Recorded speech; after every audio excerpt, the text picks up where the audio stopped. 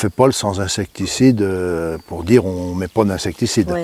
On essaye de trouver, Il faut trouver d'autres alternatives qui atténuent l'effet des insectes. Ouais. Bonjour à tous, bienvenue dans ce nouvel épisode des Pieds dans les champs.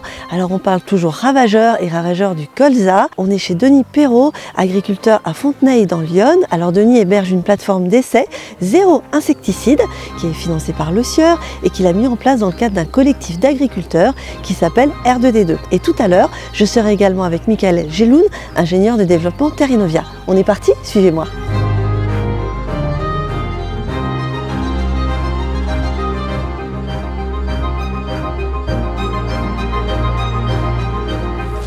Bonjour Denis. Bonjour Stéphanie.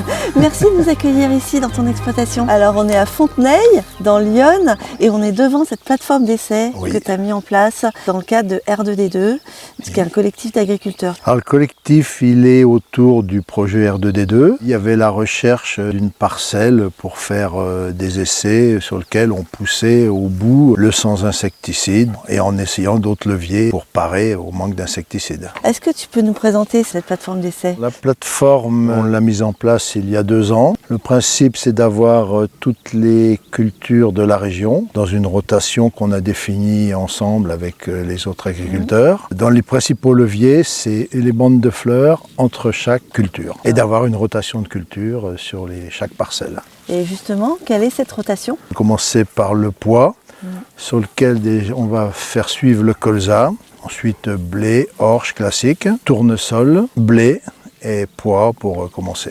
D'accord. Alors Denis, qu'est-ce qui t'a motivé toi en tant qu'agriculteur à mettre en place cette plateforme zéro insecticide sur ton exploitation ?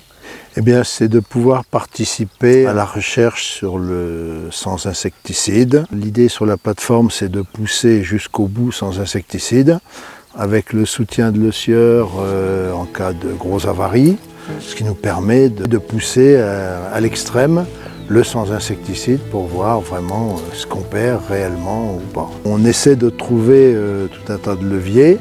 Ouais. On fait pas le sans insecticide pour dire on met pas d'insecticide. Ouais. On essaye de trouver, d'autres alternatives qui atténuent l'effet des insectes. Ouais.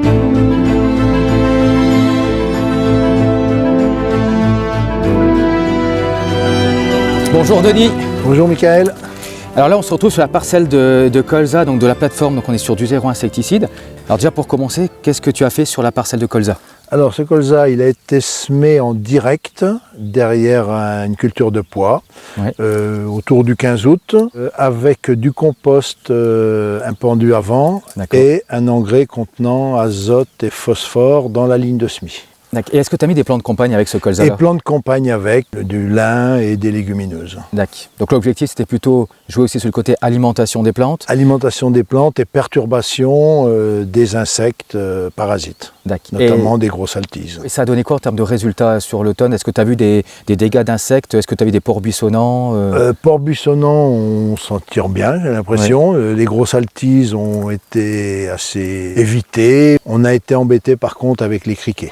Et c'est vrai que cette année, les criquets, c'est quand même plutôt le ravageur numéro 1, où on a eu quand même des gros soucis de densité. Nous voici en fin de cycle. L'année dernière, on a eu des problèmes de pucerons cendrés, qu'on n'a pas cette année, mais on a eu les criquets au départ, qui avaient presque remis en cause la parcelle.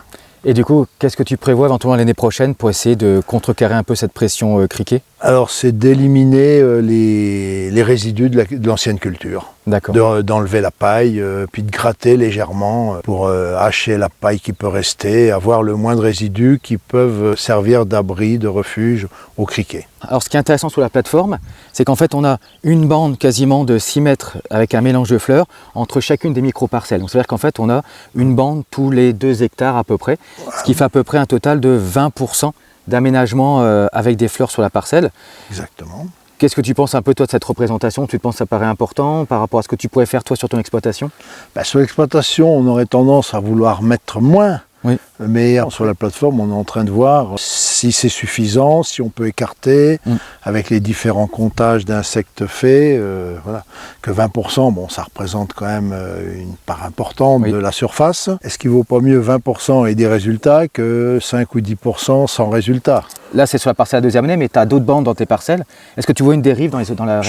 J'ai encore pas vu de dérive. Bon, les parcelles sont toutes désherbées, un programme normal. Hein. Il y a juste l'insecticide sur lequel on fait complètement l'impasse. Sur le reste, bon, je pense pas qu'on ait dans les bandes de fleurs des ressemis à côté qui nous embêtent. Avec les désherbages classiques, et puis bon, on a très peu de dérives aussi.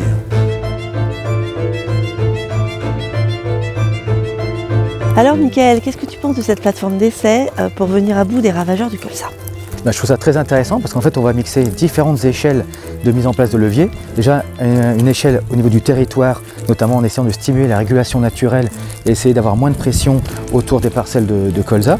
Ensuite une approche par les intercultures qui permet justement de rendre le milieu défavorable aussi à la présence des insectes. Et puis après l'échelle de la parcelle, avec toute une mise en place de leviers pour augmenter la robustesse de la culture et notamment l'optimisation de l'implantation, de la nutrition de la plante à l'automne pour avoir des colzas qui vont pousser sur tout l'automne et puis aussi la mise en place de plans de campagne qui permettent justement à la fois de jouer sur le volet nutrition et dilution aussi des insectes dans la parcelle. Merci beaucoup Michael. Je t'en prie. Et voilà, c'est fini. Merci à tous de nous avoir suivis sur cet épisode des Pieds dans les champs à Fontenay chez Denis Perrault. On espère que cet épisode vous a plu. N'hésitez pas à liker, à partager sur vos réseaux et je vous retrouve pour un prochain épisode des Pieds dans les champs.